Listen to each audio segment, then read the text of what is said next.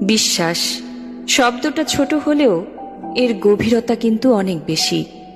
একজন মানুষ যখন কাউকে বিশ্বাস করে তখন সে শুধু কিছু কথা বিশ্বাস করে না, সে নিজের মনটা তুলে দেয় তারই হাতে।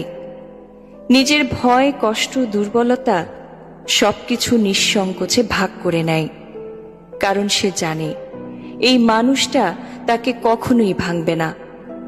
কিন্তু সবচেয়ে ভয়ঙ্কর ব্যাপার হলো বিশ্বাস ভাঙার শব্দ বাহিরে শোনা যায় না, এটা নিঃশব্দে ভেঙে যায় মানুষের ভেতরে। একটা মিথ্যা, একটা লুকানো সত্য কিংবা একটা প্রতারণাই যথেষ্ট পুরো সম্পর্কটাকে দুর্বল করে দেওয়ার জন্য।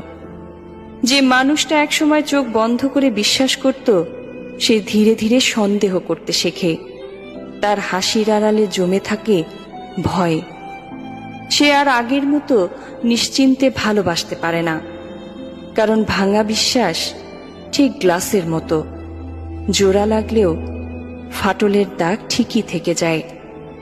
মানুষ ভুলে যেতে পারে, ক্ষমাও করে দিতে পারে, কিন্তু বিশ্বাস হারানোর এই অনুভূতি কখনোই পুরোপুরি মুছে দিতে পারে না।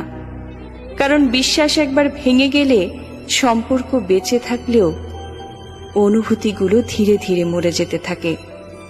তাই কাউকে ভালোবাসলে তার বিশ্বাস নিয়ে কখনো খেলবেন না, কারণ ভালোবাসা হারালে হয়তো মানুষ নতুন করে বাঁচতে শিখে যায়, কিন্তু বিশ্বাস হারালে মানুষ ভেতর থেকে বদলে যায়।